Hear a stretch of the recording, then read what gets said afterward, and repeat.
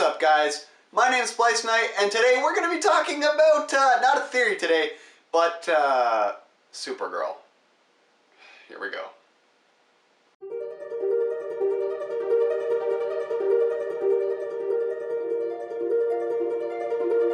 So, here's the thing.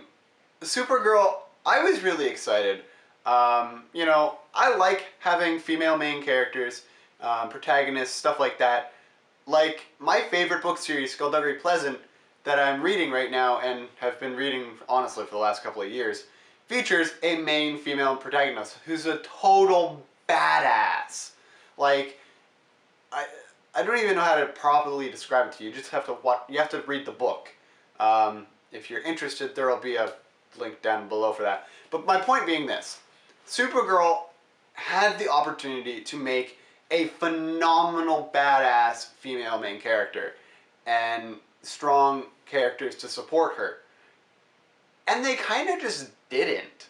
Like, I don't know what it was, but honestly, I went from watching the CW shows, and a lot of people kind of critique them for being not as well written as they could be. You know, and my counterpoint to that is, okay, well, what do you find that's well written? Game of Thrones is well written. I personally don't have an interest in it for other reasons. I've tried to watch that video, or show, fuck. But anyway, I've tried to watch them, and I don't find them as interesting because I've always been a huge fucking comic book nerd. But that's what really bugs me, is that Supergirl feels like a departure from the comic. Like, in more of a way than DC's version of the Arrow and the Flash have been adapted, in the sense that it feels like Superman has essentially been reskinned, and I've never been a fan of Superman because he's always been too powerful, and the only way to effectively make a way too overpowered character shine, I've always found at least, is to at least make their antagonist and their opposite to be someone who is as strong, or the other way you could do it is make it someone where they have to deal with it on a more intellectual or psychological level. Because, like this is pointed out in essentially the way that Lex Luthor and Superman kind of interact. It's a regular human, he's outwitting Superman, which, I mean, really, he's kind of an idiot sometimes. But my point being this, I feel like they had an awesome opportunity to take Kara Zor-el, which is who they're basing this particular version of Supergirl on, and make her into a badass. Because it's been stated a few times that she's essentially the Superman who isn't afraid to treat the world like paper. If you've ever seen that famous scene from Justice League Unlimited, where Superman talks about the world being made out of paper, Supergirl's always been the one out of the two who's not afraid to go all out. Superman's always holding back. Kara's character has always been the type to go all in, not care, go and just kill it.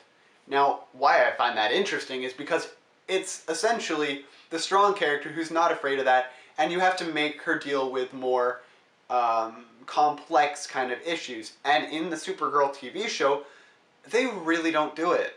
They have huge opportunities. They had the opportunity of dealing with the fact that she had lost her planet. She could be grieving over that, but you could also layer on the fact that she has her pseudo-parents, one of which is abducted by this organization that they hear nothing about for the most part, Cadmus. You know, super secret organization. He's been working for them for this whole time. And they do episodes where, you know, he essentially comes and betrays them. And it's just so badly written. Like in the episode where her pseudo-dad ends up betraying them, it's so obvious. Like, the characters aren't thinking. Like, the fact that the whole plot feels like it hinges on the ignorance of the characters to the point where it makes them very, very just incompetent characters it's frustrating because I know Kara can be played as a very intelligent, witty individual who is layered and unique, but they don't do it. They don't take this opportunity and go, well, she's a very strong character physically, but on a more emotional or, I guess, philosophical level, you know, you could challenge her with the idea of, is it right to use your full abilities? You have these abilities, you know, you can fight these enemies, but putting in an element that actually, I don't know, makes it interesting. And the other thing too is that in a superhero show, it feels like more of a soap opera in a way that it shouldn't. Like, if I were to liken it to anything, it would be Arrow Season 4. It's very much focused on the soap opera, not the actual development of characters. Honestly, Kara's character just doesn't get developed. She's essentially a weird reskin of, I guess, Clark Kent. She's a weird reskin of Clark Kent, and instead of being, you know, her own unique character who's got her own ambitions and difference in ideas and stuff like that, like they do in the Smallville show from a few years back in, I think it was 2000. Don't quote me on that. But my point being this, Supergirl has been far better written. It's frustrating that she doesn't make choices that I find are proactive. It's a lot of reactive and very, very, very dense sort of decisions, which frustrates me because she kind of plays off her character as being bookish and nerdy, where she doesn't portray any of that. She portrays more of a tropically popular girl sort of attitude, where any one-worded thing or smallest slight can set her off and make her angry at a character who's generally raising very intelligent concerns, which is weird. They'll usually pick like one character to have an intelligent concern to go against Supergirl, who's just sort of brash and just rushes in and doesn't seem to think. And it's frustrating because, you know, while she has the benefit of not really having to think because she's so insanely overpowered, they should at least put some sort of substance into this. Why didn't rushing in necessarily work, or why won't it work in a certain situation? And how does that further develop her character? Something like that. I mean, I don't know, maybe I'm just ranting in thin air at this point. I'm probably rambling like crazy, but it just frustrates me that Supergirl was handled the way it has been. Especially when you compare it to The Flash and Arrow. Even Arrow, like, I mean, Season 4 was probably on par level or a little bit better written. But it's sad when you see actors like Grant Gustin opposite Melissa Benoist, who plays Supergirl. And you just see just how out of depth they are by comparison. Like, the writing of Barry is better done than the writing for all the other characters, and it's why? Why do you make Supergirl's character so fucking dense? She's overpowered. She should be a smart character. Like, I don't know. Just some of these things, like, a regular Joe Blow wouldn't do, and it's like, oh god. It's like they dressed up a Valley Girl as a fucking bookish character, and it's like, she's really not. You know, if you're gonna go the Valley Girl route, at least go all the way. You're like trying to strand yourself between two worlds. And yes, I get the whole dynamic of secret identity thing, you know, has the idea of, you know, straddling two worlds. But Barry Allen and Oliver handle this very well, you know. Anyway, guys, I don't even know how much of this rant even came through. I'd probably stop somewhere bitching about Supergirl and the fact that it's not written very well.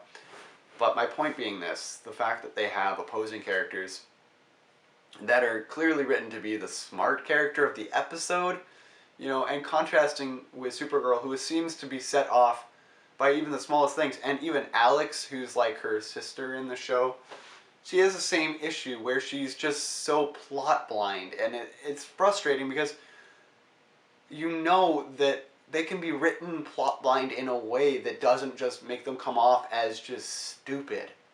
And it does all the time. Like, why? Why did you have to do that? You could have written it so he's at least sneakier, you know. Mon-el and fucking the weird Cisco ripoff could be more. You could have a division there, you know, build that up over a couple of episodes where they have the betrayal of the family, and make it more evident. And the other thing too is the fact that Supergirl's split personality feels frustrating because she's not one or the other. She's kind of in between consistently. She's never really her bookish personality. She's never really her Supergirl personality. She's kind of a weird meld of the two, and it doesn't work on either. You know? You can't have like the weird sort of sorority girl kind of bookish character. It's difficult to meld them without writing them well enough so that you realize why they're like that. Outside of, I need a secret identity, let's put on some glasses, a bookish personality-ish, except you're really more of a valley girl in that persona still. And, you know, then have her more bookish when she's dressed as Supergirl. It's like, pick one. Pick one and differentiate and develop them, because you're not developing your characters. And the fans are frustrated. I'm frustrated. I don't know why you're not making the characters that much more interesting. Flash, when he's played on screen, opposite Melissa, the difference in the writing is palpable, and it's frustrating because you know that the Flash writers probably are influencing how the Supergirl writers are writing him and making sure that he's, you know, staying true to his character of being like, why aren't you, like, first crossover they did, he points out, why aren't you planning things through? Why aren't you, you know, thinking or being proactive and making proactive choices? You're just sort of reactionary every time. Why? Think about it, you know? And it feels like that had no influence on her character. It hasn't changed her at all. She's still the same character. She hasn't developed at all, and it's just, what are you doing? Anyway, guys, that's just my thoughts. I'm sorry I've ranted on about Supergirl for as long as I have. It's just, it's frustrating what they've done to it, and I needed to get my thoughts out. Thank you so much for watching. If you guys like this, this will probably be one of the few times I do this, but normally we'll have a Flash, Arrow, or other show theory, TV show theory. Every Friday we've got TVMVs on the Monday, and normally vlogs will be on the Thursday. Yesterday actually was our 100 subscriber video because we passed 100 subscribers, so thank you so much to everybody who's subscribed and is following. We're actually almost at 200, which is insane if we haven't passed it already by the time this comes out. But yeah, like, you guys are phenomenal, so thank you so much for your time. If you guys want to, you can follow me on social media. I'm on Twitter, Instagram, and Facebook. I'm nowhere else, so if you find accounts like that, which you shouldn't at this point, but those are the only social media platforms I'm on. Anyway, guys, if you enjoyed it, like those, subscribe here to be notified of the next latest content thing that I put out, and I will see you guys in the next video. Splice Night out.